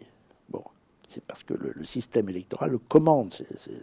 Même le général de Gaulle, supposément au-dessus de la droite et de la gauche, en 65, il était le candidat des droites face à Mitterrand, qui était le candidat des gauches. Bon, donc c'est comme ça, c'est le système à deux tours. On peut vouloir le changer. D'ailleurs, on va le changer prochainement, sans doute, avec la proportionnelle. Mais il a ses vertus. Ah, vous croyez ça?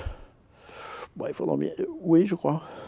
Je crois que alors on saute du coq à l'âne, mais je crois que, bon, c'est la conversation, le président de la République peut faire passer quelques lois, les pires d'ailleurs, par accord entre tous les partis, le gouvernement ou pas, quel que soit le gouvernement. Sur l'euthanasie, hélas... Sans passer par l'étape référendum, encore moins. Ben, s'il était rusé, je pensais ça, tiens, tout à l'heure, s'il était rusé, il ferait un référendum, parce que s'il y a une infraction à la Constitution, c'est la mise en vacances définitive du référendum, qui est quand même un élément essentiel de la Ve République, et il n'y en a pas depuis 20 ans. De Gaulle a eu recours 5 fois en 11 ans, il n'y en a pas un seul depuis 20 ans. Ça fera 20 ans en mai prochain. Il pourrait faire un référendum sur la modification du mode électoral, et invoquer la nécessité, l'utilité de rafraîchir la vie politique française par... On aurait c'est bien un besoin, peu vrai, par la proportionnelle. Moi, je suis plutôt partisan d'un système à l'allemande, c'est-à-dire la moitié de la majorité élue, la moitié des députés élus à la... Un mix des deux. Oui, et l'autre moitié, pour maintenir quand même un lien entre les électeurs et les élus. Cette dose de proportionnelle, elle est promise depuis des années. Mais il faut le faire. Je pense que c'est pas absurde de hein. le faire. Et si Macron a été rusé, il ferait un référendum pour dire qu'il a fait un référendum et pour distraire un peu les Français avec un petit hocher référendaire, parce que la question peut être tranchée sans référendum. Mais je crois que comme il s'agit d'une modification par ricochet, encore il faut voir, de la Constitution, on peut recourir au référendum. Je ne suis pas tout à fait sûr, parce que tous les sujets ne prêtent pas référendum. C'est dommage d'ailleurs, je suis très partisan comme Étienne Chouard, qui a fait une très belle intervention chez vous récemment. Ça dit par parenthèse, je regarde beaucoup vos émissions parce qu'on apprend toujours beaucoup de choses. Bon, et Étienne Chouard a tout à fait raison en disant qu'il a bien compris que la Constitution était essentielle dans toute vie politique. Surtout quand on ne la respecte pas, la Constitution doit être le grand souci de tous. Bon, ça doit être notre grand souci. Aujourd'hui, on va tous avoir un souci constitutionnel. Alors justement, le spécialiste en droit constitutionnel, le constitutionnaliste que vous êtes justement, qu'est-ce qu'il dit après cette séquence qui est quand même surréaliste? C'est-à-dire qu'aujourd'hui, donc, il n'y a plus de majorité absolue pour personne. On est dans une situation totalement de blocage. Qu'est-ce qu'il peut advenir, Paul-Marie Couteau, justement, dans les mois qui viennent? Dites-nous un petit peu. Elle est très souple, la Constitution, pour le président de la République. Elle est voulue telle, et c'est pas plus mal. Il faut qu'il y ait une large marge de manœuvre de celui qui est élu à titre principal ou qui est déjà, supposé pour être la élu nomination du par Premier le ministre, peuple. vous me disiez en antenne avant qu'on commence cette peut très émission, bien il n'obligeait attendre. à rien, c'est ça? D'après la Constitution de 58, Non. il peut ne rien changer, garder Attal. Bah, de toute façon, il vaut mieux qu'il garde l'actuel Premier ministre, si du moins Pendant il toute veut la rester séquence des Premier JO de ministre, l'été. pour toute la séquence d'été. Bon. Puis attention, ne soyons pas méprisants. Il y a, après les Jeux Olympiques, il y a les Jeux Paralympiques auxquels il faut faire leur place. En septembre. Donc, ça nous met jusqu'à fin poursuivre le septembre. discours dilatoire jusqu'à la fin du mois de septembre. Mais après, même, est-ce que c'est une obligation ou pas? Non, juridiquement, il n'est même il faut pas. qu'il nomme un gouvernement tout de même. Mais il n'y est peut pas très obligé bien. par la Constitution. Oh, si, c'est un présent à valeur d'impératif. Le président nomme le gouvernement. C'est un. Non, mais suite à des élections législatives, est-ce qu'on est, d'après la Constitution, obligé en cas d'absence de surcroît de majorité absolue? Et quand bien même, est-ce que le président est obligé? Est-ce qu'il y a des outils démocratiques pour le renverser s'il ne le fait pas? Qu'est-ce qui se passe? Dans l'esprit de la... Vous savez, le droit ne règle pas tout. Je ne fais pas du tout, je n'idolâtre pas le droit. Pour moi, l'intérêt de la France est bien supérieur à l'intérêt du droit, l'état de droit. Non, mais là, on parle de l'esprit de la Constitution. Oui. Mais... Je vous dis, il y a des traditions, malgré tout, Ouais, qui sont plus importantes que le droit écrit. Simplement, comme on est complètement sorti de nos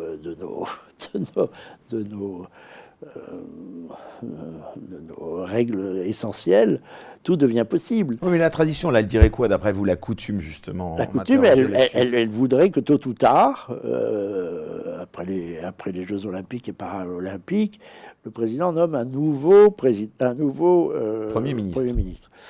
De toute façon, il y sera peut-être obligé, parce que l'Assemblée va bien finir par se réunir un jour. Bon, je suis bien passé pour savoir que le premier souci d'un député élu en mai ou juin, a fortiori s'il est élu au mois de juillet, c'est de partir en vacances. Bon, donc on va avoir la paix pendant un certain temps.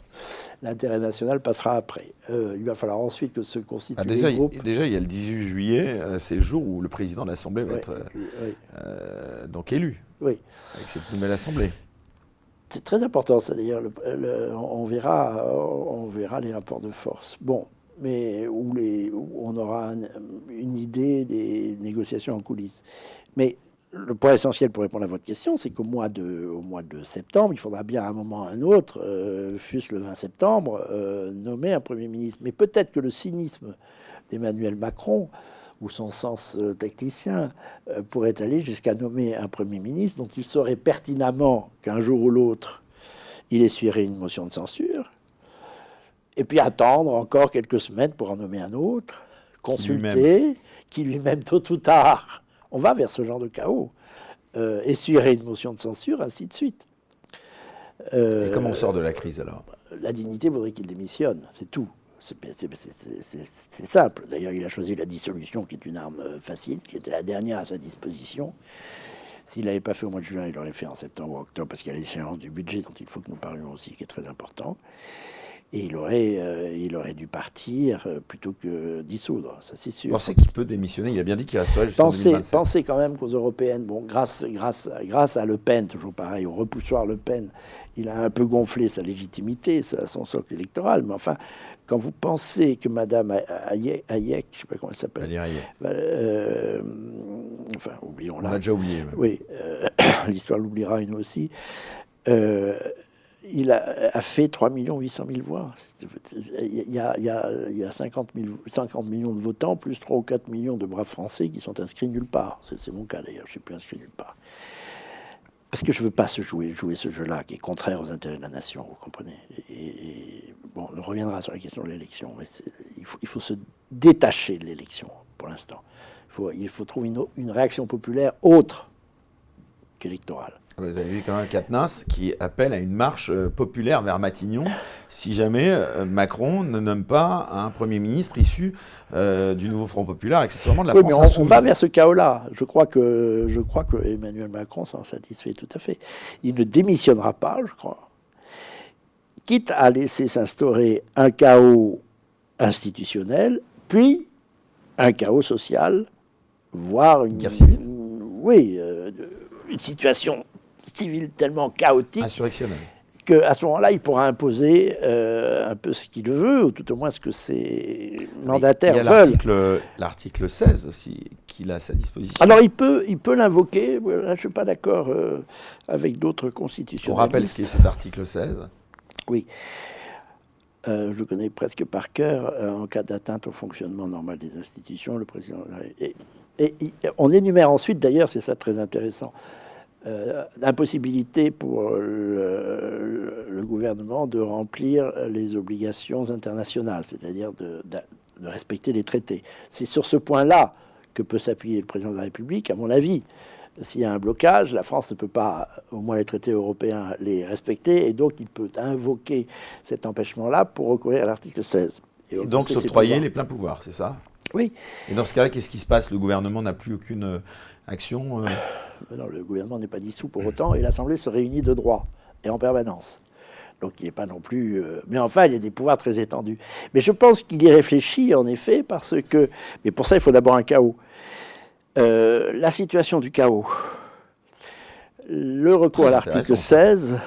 Donc il y aura un intérêt presque... pourrait justifier, pour le président de la République justifier ce que lui, et en tous les cas, ce que je répète, être ses mandataires, c'est-à-dire les oligarchies supranationales, notamment européennes, souhaitent, c'est-à-dire imposer ce qu'on appellera un gouvernement technique. Et mon cher Éric, vous savez ce que c'est qu'un gouvernement technique? C'est un gouvernement européen. C'est un gouvernement fait de technocrates supranationaux, puisqu'ils sont presque tous achetés par la machinerie bruxelloise, et qui, à ce moment-là, imposera des budgets, scénario grec, quoi. Il faudra rembourser. Il faut dire, en effet, que l'état des finances publiques est un sacré souci, en termes même de souveraineté. Je dois dire que je suis assez affolé par l'insouciance des Français qui ne se rendent pas compte qu'un pays endetté roule vers l'abîme. Et peut-être acceptera-t-il de s'en rendre compte, ce pauvre peuple français. Il y avait certains qui disaient on peut ne pas rembourser la dette non plus. Ah bon, oui, mais alors à ce moment-là, on ne peut plus emprunter. Mélenchon qui disait ça, on effacera la dette. Oui, mais à ce moment-là, on ne peut plus emprunter. Parce que comment on paye les fonctionnaires aujourd'hui? C'est pas par les impôts, c'est par les emprunts. Enfin, tout au moins en grande partie par les impôts, mais en grande partie aussi par les emprunts nouveaux. Mais si vous déclarez en cessation de paiement, plus personne ne va vous prêter de l'argent, donc les fonctionnaires ne seront plus payés. Tous les fonctionnaires qui habitent à Paris ne paieront plus leur loyer, tous les propriétaires, etc., seront ruinés. Enfin, c'est la ruine en cascade. Bon, Mélenchon dit n'importe quoi, il ne faut pas retenir ce qui sort de la bouche de ce personnage. De toute façon, son intérêt n'est pas du tout de dire la vérité, c'est d'attirer l'attention sur lui. Qu'est-ce que vous en pensez de Mélenchon? Beaucoup de mal. Il a plutôt réussi son coup. Hein. Ah, mais il y a des hold-up réussis, il y a des assassins, là, vous dites que c'est il y a des assassins efficaces. C'est pas parce qu'il a réussi son coup que le coup est joli. C'est un hold-up. Moi, j'ai justement, sur X, pour pas nommer cette plateforme que tout le monde utilise, même en la critiquant, on a vu, vous savez, ces petits graphiques où on voit le nombre de voix et le nombre de sièges. Et c'est vrai que ce qui est absolument sidérant, c'est que le RN arrive en 3e position avec le plus de voix, c'est-à-dire plus de 10 millions. Et puis les deux premiers ensemble, et le Nouveau Front Populaire, avec beaucoup moins de voix et plus de sièges. On revient à ce que je vous disais il y a 5 minutes. Vous dites que c'est un hold-up démocratique, vous? Non, c'est parce que le Front National n'a pas compris, encore une fois, qu'il y avait deux tours. Le Front National, le Rassemblement National. Mais non, mais j'aime autant dire le Front National parce que le vice vient du Front National, de l'époque du Front National. Ils n'ont toujours pas compris que s'ils n'ont pas d'alliés au second tour, ils seront dans les choux. Et donc ils auront peut-être plus de voix, mais ils auront moins d'élus puisqu'ils n'ont pas de partenaires. Voilà. Bon. On peut arriver en tête dans des élections, mais si les deux autres se liguent contre vous, vous avez beau être en tête, vous êtes minoritaire. Du scrutin à 2 tours, alors qu'en Grande-Bretagne, c'est ce que je vous dis. Avec 2 fois moins de voix, c'est le premier qui gagne. C'est pas un parlementaires. très bon système non plus, je pense. C'est une des plus vieilles monarchies quand même, plus vieille démocratie. Tiens, mais oui, mais justement, vous avez dit l'essentiel, mon cher Eric. C'est parce que comme c'est une monarchie, il peut se permettre beaucoup de choses qu'une république fragile et mal foutue. Je la regrette profondément. Je suis monarchiste. Ah, vous êtes royaliste, oui. Je suis profondément et que... de plus en plus royaliste, oui. Vous pensez que s'il y avait cette figure... Imaginons un peu un roi aujourd'hui, dont la parole ne serait pas nécessairement sacro-sainte, hein, c'est pas un roi de droit divin. Il serait renversé comme non, un personnage qui tire une légitimité de l'histoire, c'est-à-dire des vieilles boussoles de la nation française et qui rappellent des éléments essentiels sur le bien commun, sur l'intérêt supérieur de la nation, etc. Ça modifierait beaucoup le paysage et c'est notamment possible en Grande-Bretagne un scrutin à un tour parce qu'il y a toujours une instance supérieure, donc il y a toujours une légitimité dans l'État, si vous voulez. Mais à un tour, vous avez des gouvernements qui ne sont pas très assis. Même le travailliste qui a remporté l'élection avec 7 ou 8 millions de voix, je crois, bon, il y a à peu près comme en France 45 ou 48 millions d'électeurs, il repose à peu près sur... moins de voix que le RN. Oui, c'est ça, il repose sur une minorité du peuple anglais. Mais il y a le roi, si vous voulez.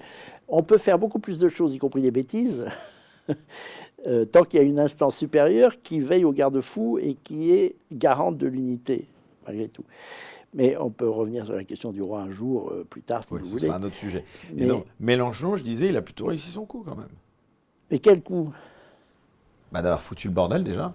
Oui. C'est pas difficile, hein, en racontant n'importe quoi aux gens et en habillant ça d'une certaine faconde, c'est pas très, et en étant relayé par les médias, parce que le personnage n'a pas si grande importance que ça. Il est même pas député et il a un groupe de 70 personnes, quelque chose comme ça. Ça n'a rien d'extraordinaire. On lui accorde l'importance que l'on veut. Le groupe est un peu plus large, mais qui comporte évidemment le PS, les écolos. Et là, en tout cas, il peut pas être nommé pour. Il n'a aucune autorité sur les écologistes, sur les socialistes, etc. Donc. Pourtant, il dit si on arrive au pouvoir, on appliquera clairement. C'est des fariboles, ça. Le programme. Il faut être stupide pour croire des choses comme ça. Il ne peut pas arriver au pouvoir, il a un petit groupe. Et en plus, de gens qui, eux aussi, ne sont pas si bien formés que ça, à part créer des désordres, ce qui est leur grande mission. Oui, parce que revenons un instant à Bardella, dont vous me disiez en antenne aussi, mais bon, on ne cache pas ça au public qui nous regarde. Vous étiez aussi sévère sur Bardella que sur Marine Le Pen. Il n'était pas prêt, selon vous, c'est ça? Pire encore, parce que je crois qu'il est très perméable aux influences extérieures. Ma grande hantise... Ça veut dire quoi, ça? Ben, je vais vous dire. Ma grande hantise, l'Italie montre que ce n'est pas une hantise abstraite, c'est que à partir du moment où ces oligarchies supranationales, où l'empire américain a contrôlé le système dominant, le système politique dominant d'un pays ou d'un ensemble de pays, il lui reste à contrôler l'opposition à ce système dominant. Contrôler le système dominant, mais si l'opposition est remuante, comme le sont les populistes, les populismes ici ou là en Europe, il faut aussi contrôler les populistes. Pour ça, il faut trouver des agents. Je pense que Mme Meloni est parfaite. Je pense qu'en Pologne, ils ont facilement trouvé des agents. Je pense qu'en France, ils ont facilement trouvé des agents. C'est des gens qui n'étaient pas formés. Pourquoi M. Bardella, qui n'est formé à rien du tout, qui a fait des études qui n'a pas pu mener très loin, je crois que pas une seule fois il a eu plus de 5 sur 20, c'est notre examen, est à plat ventre devant l'OTAN, et plus fanatiquement défenseur de Zelensky que quiconque. Au Parlement européen, on a vu ces scènes où il seul à son banc, parce que tous les autres étaient partis, il se lève, il Pardon, mais il y en a applaudit. qui ont fait des études brillantes, hein, c'est le cas de Macron, et le résultat, il n'est pas forcément exceptionnel. Donc moi, le côté les études à l'ENA, c'est ce que je vous disais tout à l'heure. C'est un mauvais Les procès, études à quand même. l'ENA, c'est pas des études très Pardon, brillantes. excusez-moi, quand on voit les énarques voilà, que vous avez fréquentés, Mais c'est pas très brillant, pas forcément, rassurez-vous. voilà, Non, une mais preuve je de ne pense pas que ce soit compétence, des hein. études brillantes. À la main que Jacques Attali, franchement, moi je fais plus Mais confiance ce ne à sont pas Bardella. des héritiers. Faire des études, c'est hériter de sa civilisation. Ils ne sont pas les héritiers de leur civilisation, ils l'ignorent. Bon, c'est un autre sujet, la question de la transmission. Alors sur Bardella, voilà. Sur Bardella, lui, c'est quelqu'un qui n'est pas du tout un héritier, justement. C'est quelqu'un qui n'a pas du tout l'héritage politique, historique français dans la tête. Marine Le Pen un peu plus, par Mais en réflexe. débat, quand vous l'avez vu débattre, il était plutôt objectivement pas si Non, mais mauvais, la enfin, communication, c'est pas de la politique. La communication, c'est de l'antipolitique. C'est ce que Platon appelait la théatocratie, c'est-à-dire une contrefaçon donc de vous pensez que démocratie. c'est que de la com, Bardella. C'est du théâtre. Son père, il nous fait tout un cinéma sur, bon, c'est très malheureux, sur sa mère qui était technicienne de surface, je crois, dans un lycée ou je ne sais pas quelle institution municipale. Il en tire grande fierté, comme tout le monde tire fierté d'origine modeste. Bon, mais son père n'était pas modeste du tout. Son père a une très grande entreprise, il est extrêmement riche, offrant à son fils un voyage de 2 mois aux États-Unis quand il a eu 18 ans, aux États-Unis, s'il vous plaît. À 19 ans, lui offrant une voiture, et à 20 ans, lui offrant un appartement. Voilà. Donc, c'est pas non plus un fils de la rue qui a été obligé de faire des vendanges pour pouvoir acheter du pain jusqu'à Noël. Hein. Bon. Il y a encore aussi de la manipulation de... Si vous voyez, on n'arrive pas à tuer le mensonge dans ce monde. Voilà. Il y a des mensonges partout. Tout le monde ment, y compris pour des choses faciles à vérifier, comme la vie d'un personnage qui n'a d'ailleurs que 28 ans, que l'on peut vérifier assez facilement, qui nous l'a fait à l'esbrouffe, et qui sait communiquer, qui a pris des cours de communication, comme M. Attal a pris des cours de théâtre depuis 9 ans, de l'âge de 9 ans. Son père était un metteur en scène, il a parfaitement hérité de cette espèce de mentalité selon laquelle les apparences font tout et le contenu n'est rien. La politique, c'est l'inverse. Ouais, d'ailleurs, face à Bardella, c'était plutôt Attal dont on avait salué la prestation. Oui, c'est un concours entre deux comédiens.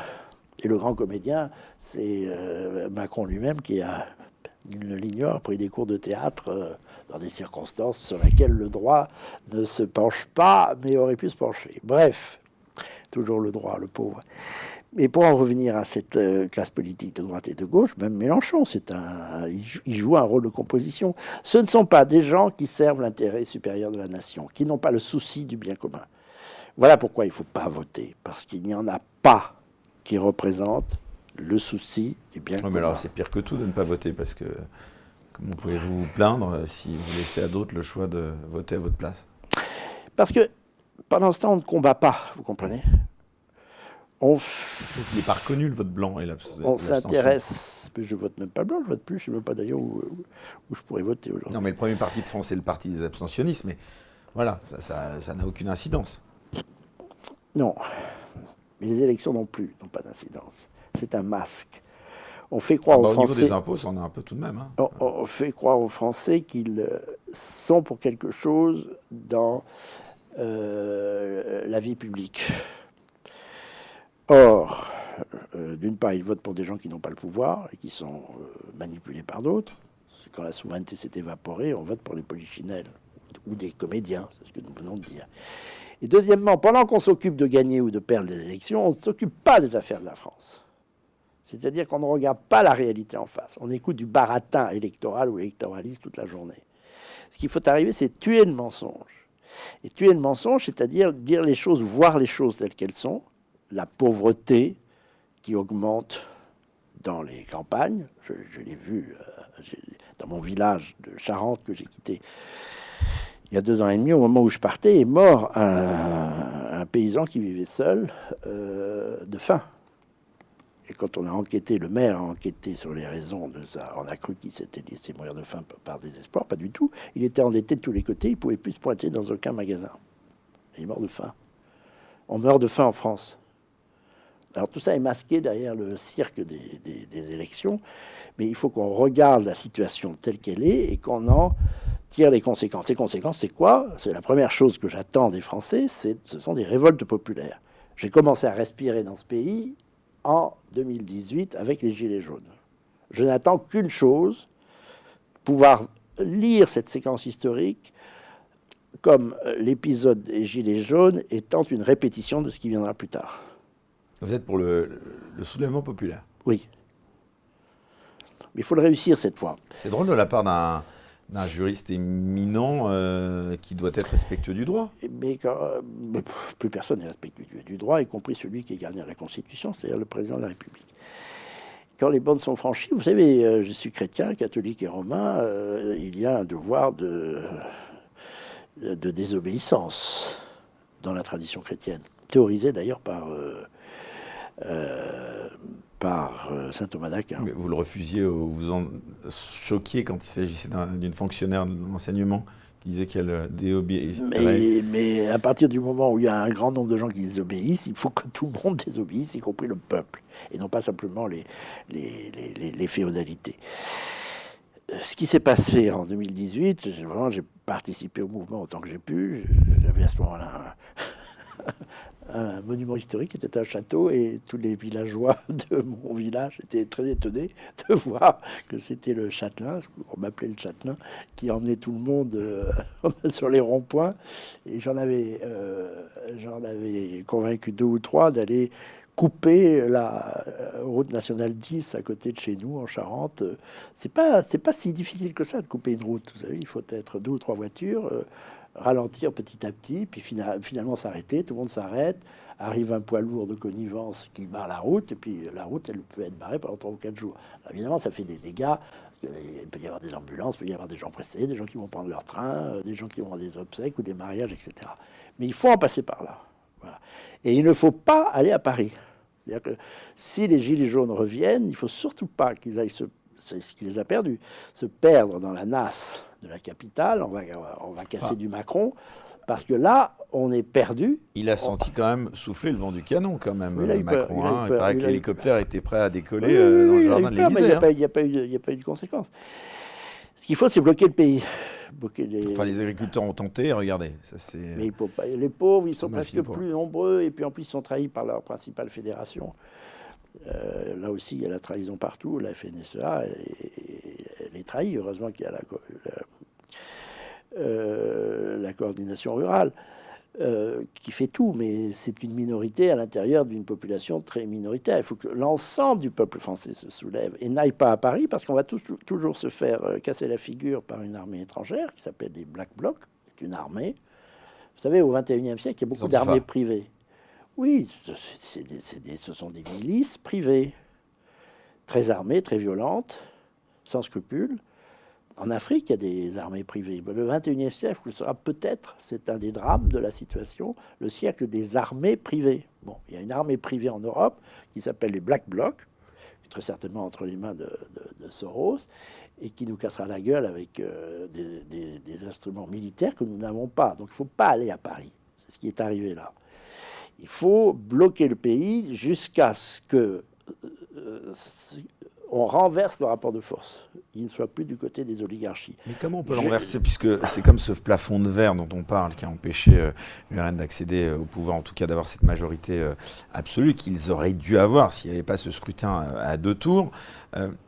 Comment est-ce qu'on peut faire face à un tel plafond de verre? Est-ce que vous pensez que l'URN, même si vous ne portez pas l'URN et ses dirigeants actuels, Marine Le Pen et Jordan Bardella, dans votre cœur, est-ce que vous pensez qu'ils vont être capables de renverser un jour la table et de pouvoir dépasser... Mais ils n'auront plus la parole. On l'a vu se fissurer à un moment, ce plafond de verre, finalement. Ils n'auront plus la parole.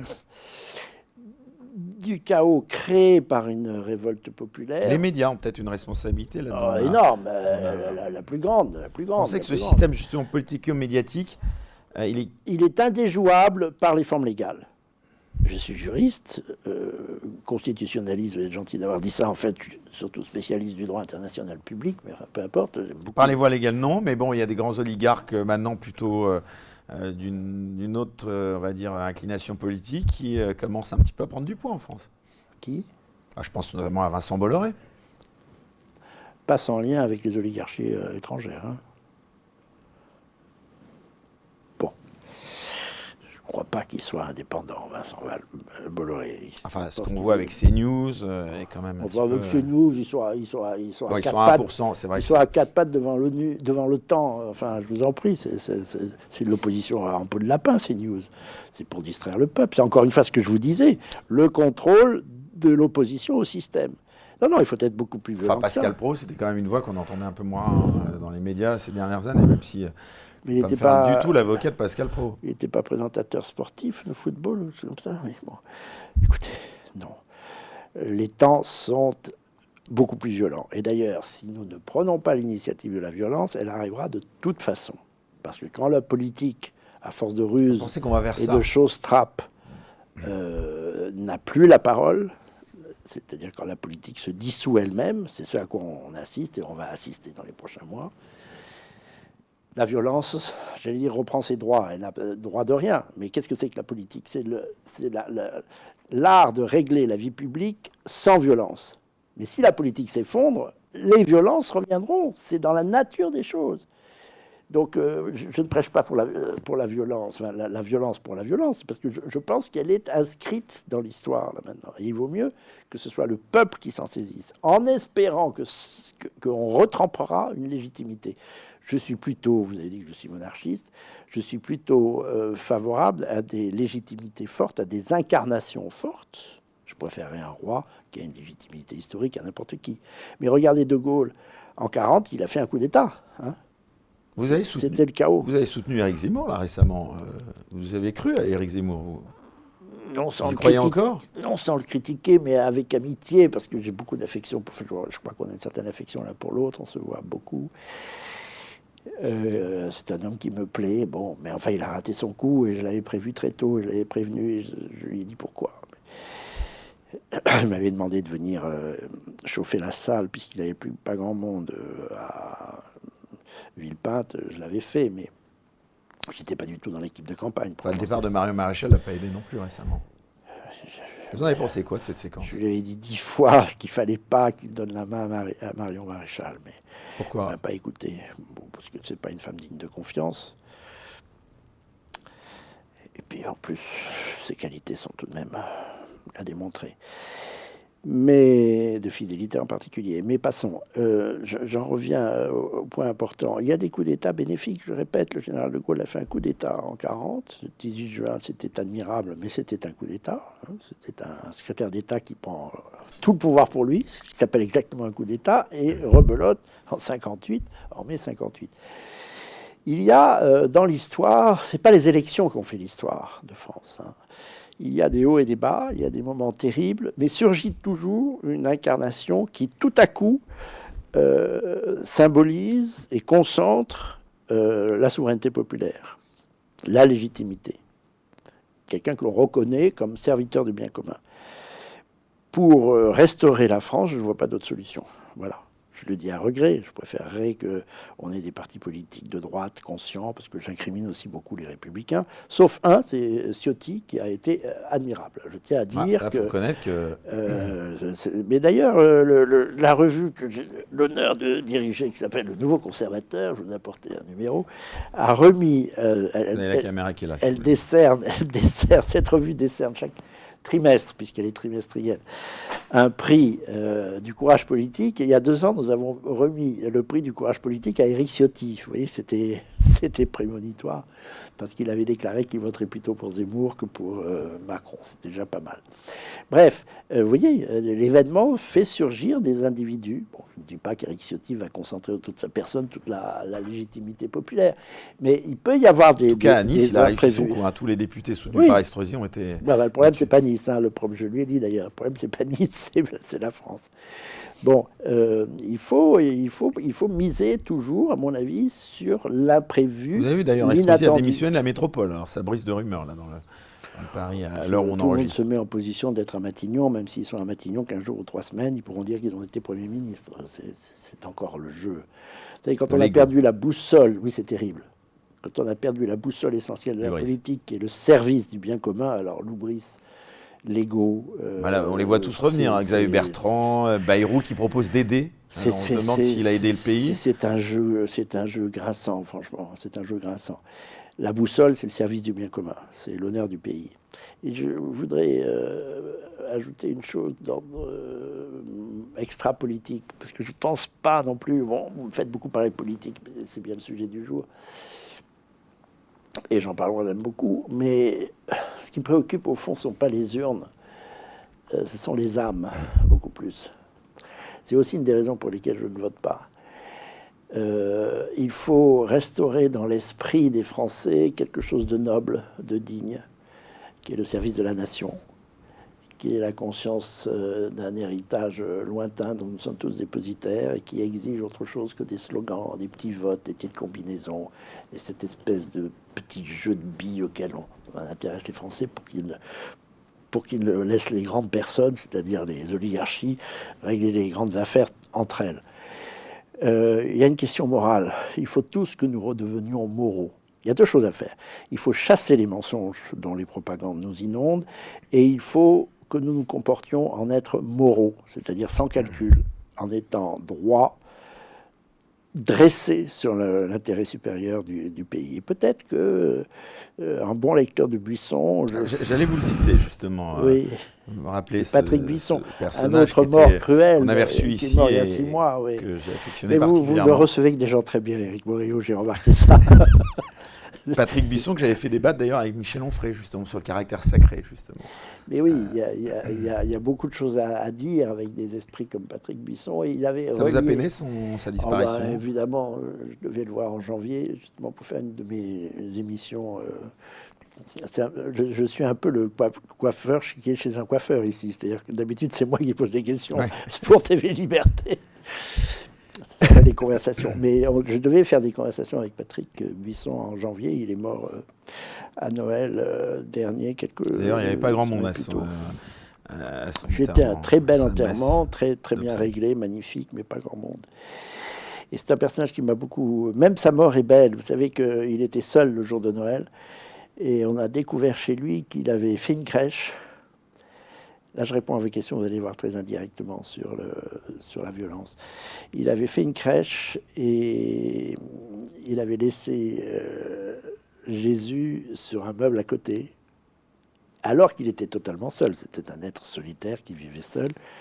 Seul, il se pliait à la cérémonie traditionnelle chrétienne, consistant à la nuit de Noël, à mettre Jésus dans la crèche. Bon, ça, c'est le fait d'un très grand chrétien. Et si j'en parle, c'est parce que je pense que, quand je dis que les questions sont morales, je pense que ce que nous payons cher, très cher aujourd'hui, c'est la démoralisation du pays, consécutive à la déchristianisation du pays.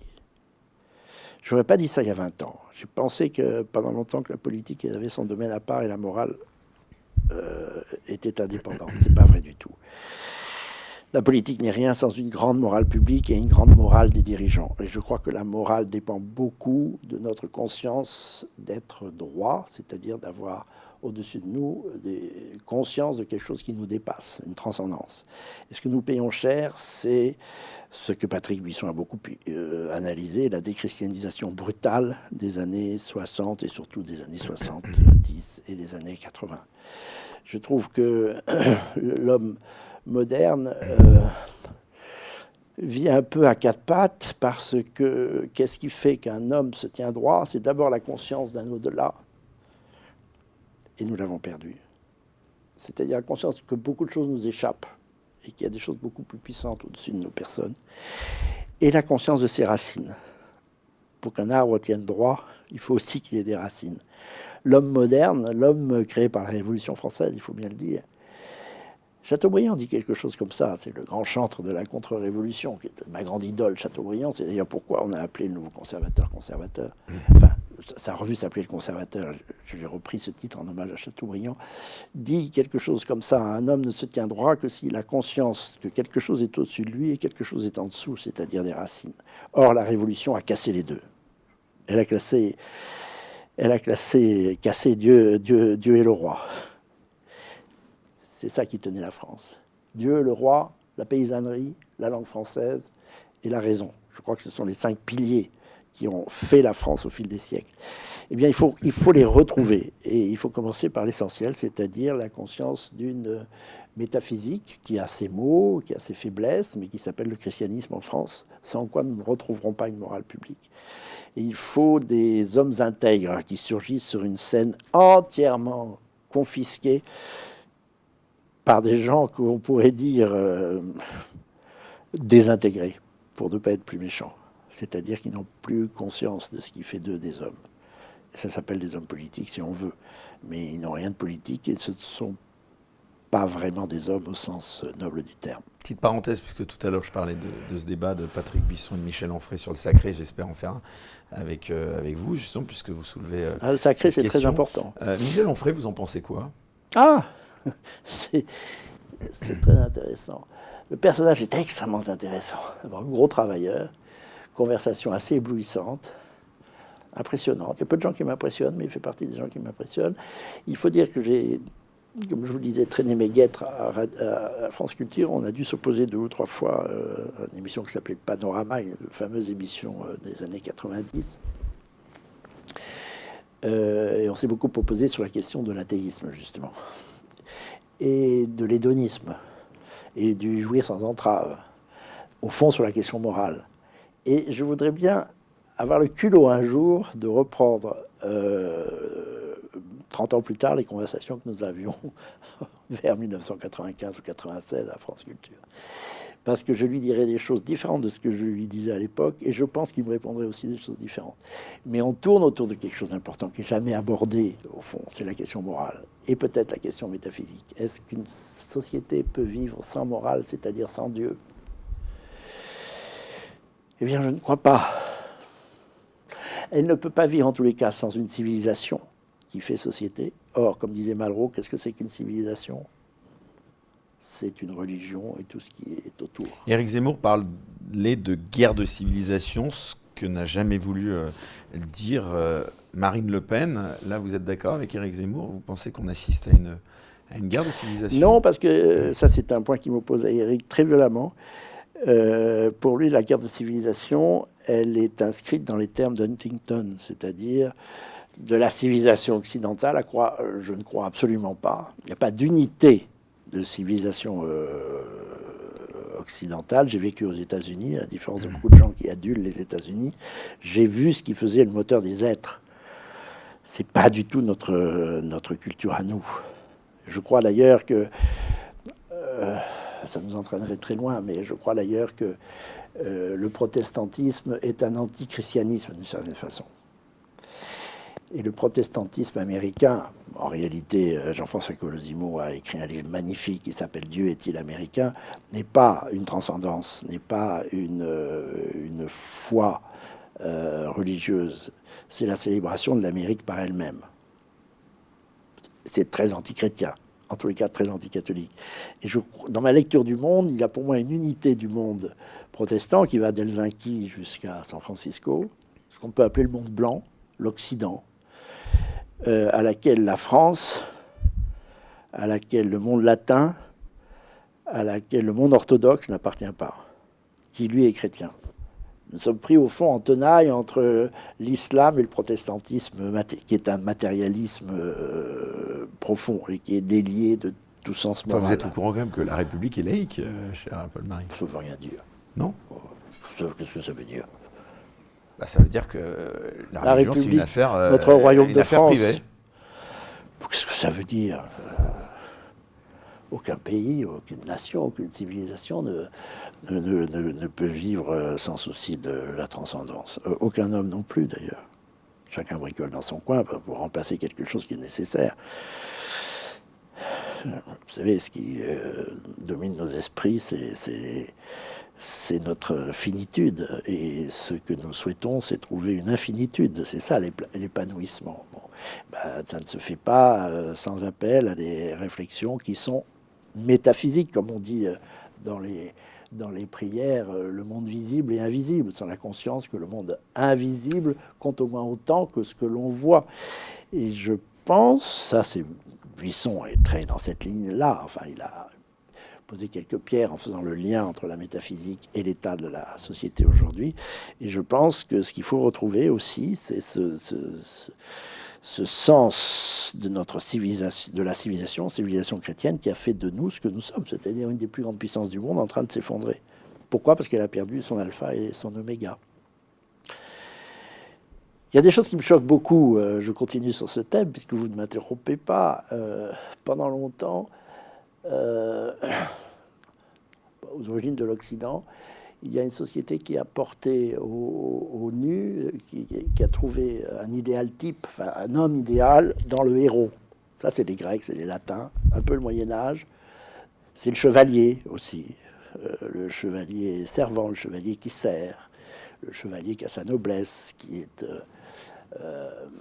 poli avec les dames. Bien. Ensuite, il y a eu un autre homme idéal qui est arrivé à la Renaissance, c'est l'humaniste. L'humaniste était celui qui connaissait un peu de tout, dont la valeur suprême était la connaissance. La connaissance est aussi quelque chose qui peut nous dépasser. Il y a aussi une dimension métaphysique dans la connaissance. Bon, on peut déjà restaurer une valeur qui est suprême, qui est la connaissance. Et puis petit à petit, l'honnête homme, l'humaniste, s'est dégradé. Et qu'est-ce qui est aujourd'hui au sommet de la pyramide morale? Quel est l'homme idéal pour les modernes? C'est celui qui jouit sans entrave. C'est celui qui manie tous les instruments de la jouissance, qui maximalise sa jouissance. Eh bien, si ça doit rester comme ça longtemps, si nous ne trouvons pas d'homme idéal plus noble que ce que nous avons sous les yeux, eh bien, nous ne survivrons pas. Parce que des civilisations qui, elles, ont une métaphysique et donc un feu, il y en a beaucoup sur Terre, et elles seront tôt ou tard plus puissantes que nous, et elles vont nous broyer. Alors le monde visible, justement, on en parle, c'est aussi ce conflit au Proche-Orient qui a été pour beaucoup, en tout cas, importé, diraient certains, sur notre sol. Quel est votre regard sur l'évolution de ce conflit entre Israël et la Palestine? Pour voir la suite de l'émission, merci de vous abonner à la chaîne Les Incorrectibles Plus sur Player depuis le lien en description sous cette vidéo.